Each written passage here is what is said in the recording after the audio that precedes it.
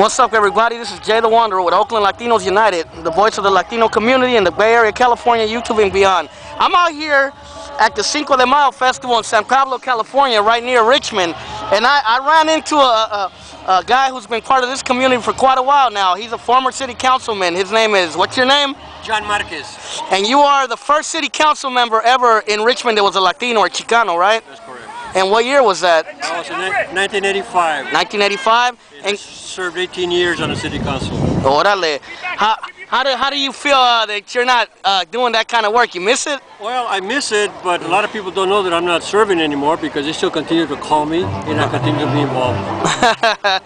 Yeah, and back then, when you first started, what made you run for city councilman? I was given an opportunity by being appointed as the first Latino on the city council. There was a vacancy and people saw that they wanted me to serve the community, and I served. And I was the only Latino on the city council in Richmond for 14 years. 14 years? Who was the one afterwards? Maria Teresa Miramontes, who is still on the city council at this time. Oh, and there's another lady, right? Ludmila? Ludmila Lopez, she's a vice mayor right now, yes. Orale. And back then, was the Latino community in Richmond big when you first started? When I first came on, we were about 8% of the population in Richmond, and now we're about 35, 37%. Damn, it's that big now? It is. Damn. And at that time, that's why it was such a novelty for a Latino to be on the Richmond City Council. But it was my duty to bring culture to my community. I was one of the original founders of the Cinco de Mayo celebration sponsored by the city of Richmond. Oh, for real? That was what, in the 80s? That was in the late 80s, and we sponsored it all the way through till a few years ago when Richmond had some financial problems. But now the merchants on 23rd Street have taken it over, and now this is the second year, third year that they've had the celebration in Richmond. Oh yeah, tomorrow there's going to be a bigger celebration in 23rd Street. They had about 17,000 people. We expect about 20,000 or more tomorrow. You heard that the festival in Oakland got canceled? I heard, and I heard that they got canceled because they were afraid that they might have some problems. But you know, we Latinos are pretty resilient, and we respect, and we want to make sure that we maintain our culture. Problems. And I think this is what this is all about. That's pretty weird because there's been Cinco de Mayo festivals in Oakland since I can remember, because that's where I'm from originally, and there was never really no problems. That's pretty weird. It's not the Cinco de Mayo that has them afraid. It's some of the problems they had recently with the young man being with Oscar Grant. And I think they're trying to take some precautions. They're afraid of that, but like I said before, we tend to be respectful of law, and that's why these festivals have been so effective and so good in Richmond and San Pablo. Orale. And basically, where are you from originally? You're not from Richmond originally, no, right? No, actually I'm a newcomer to Richmond. I've only been here about 42 years. That's not that new. I came here in 1967. I came here, believe it or not, to go to college. Oh, for real? I went to college at Contra Costa College, at San Francisco State, a couple of years at UC Hastings College of Law. But I came here for that reason. I came originally from Bishop, California, where I went to high school. Bishop, California is a small town in the eastern part of the Sierras.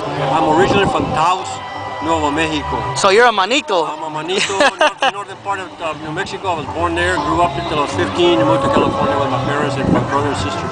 When you first came here in 67? 67. Where was the Latino community located in Richmond at that time? They were spread all over, predominantly downtown in the Iron Triangle area. Oh, okay. I think I heard of that before. It's around the St. Mark's area. That's where most of the Latinos grew up in the 50s, the 40s, the 50s, and the 60s, around 1st, 2nd, A, B, and C streets in Richmond. Yeah, I heard about that because a lot of them used to work for Santa Fe, and they used to have section housing there. They came here with the railroads, and then later on someone worked with the shipyards. Yeah, and Kaiser. That was kind of the strong points of the Latino community. In the shipyard days, a lot of people actually came from Texas and New Mexico, right? I had family that came from New Mexico to work in the shipyards. That's the first time I ever heard of Richmond. For us? And I had my uncle, my dad's brother, and his first cousin that came to Richmond. They worked here during the 40s. Orale. And what do you think of this swine flu epidemic that's going around, what they're talking about? It's coming from Mexico. My take on that, I think it's a lot of hype. I think it's media driven. I think they're giving Mexico a bad mark, as usual. Someone said the other day, if a jalapeno makes somebody sick, it must be Mexico's fault. And, you know, to me, we have to take precautions. But I don't think that there's a need to overdo it, because we haven't had the problems they've had in Mexico here. Besides that, they've had problems all over the world. It's not only Mexico, they have wars in Mexico. Two more questions and then I'll end the interview. You remember when they used to cruise on 23rd Street, right? Back in the days, the big cruise? Just a few years ago. Yeah, when did they stop that, you know? We stopped that about 4 years ago. It started getting out of hand. I'm a car buff, as you can see. Pretty soon you'll be able to look at my 56 Chevy. Yeah. And I've always supported that. And I'm a lowrider and a cruiser. Do you think on actual Cinco de Mayo, you think there's going to be any cruising or any problems that day? There will be no cruising on Cinco de Mayo. Tomorrow we're going to have a lot of classic cars and lowriders parked. We have a section for them. No, the cruising is out until we organize a regular cruise night, maybe down the line, some farther down the year. So on actual Cinco de Mayo, what do you think is going to happen? They're going to have a big police presence on 23rd? No, there's very little police presence. We're going to have a lot of monitors like myself, a lot of veteranos.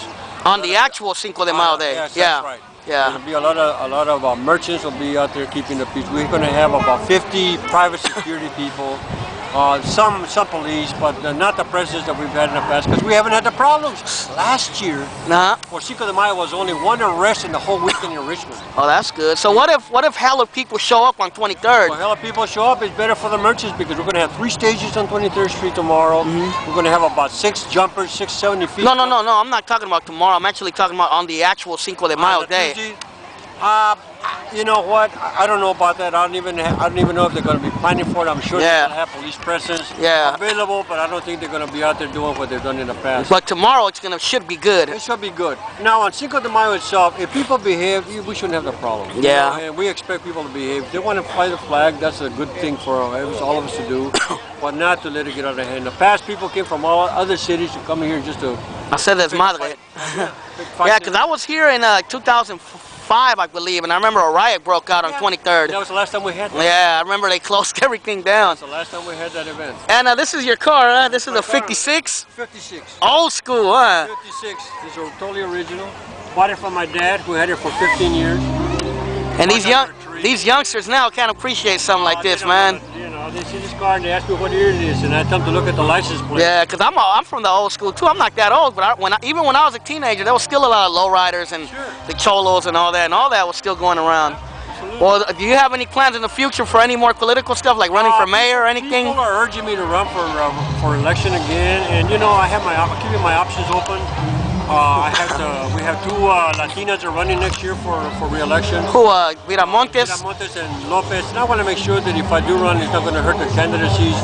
I think there's going to be a whole bunch of women running. Next year may be the year for the men to run again. We'll see. Do you think you'll ever run for mayor of Richmond? You know, I might. That's good, man. A good elected official never says never. It would be good. It would be good because we'd already had an African American mayor. We've had a progressive white mayor who is Gleo McLaughlin, who's there now. She's a Green Party, first Green Party candidate mayor of a big city. And it'd be nice to see the first Latino. Well, it'd be good. Or first Chicano or Mexicano or whatever. Appreciate it. Just like the city council of San Pablo, it's almost predominantly Latino now, huh? Yeah. Well, I have a majority. Yeah. 3 out of 5. Well, look at San Pablo. It's what, like 50% Latino? No, or more. Yeah. All right, man. Well, thanks for the interview, man. It's always nice talking to you. It's always a pleasure, and keep up the good work, man. All right, bro. All right, take care.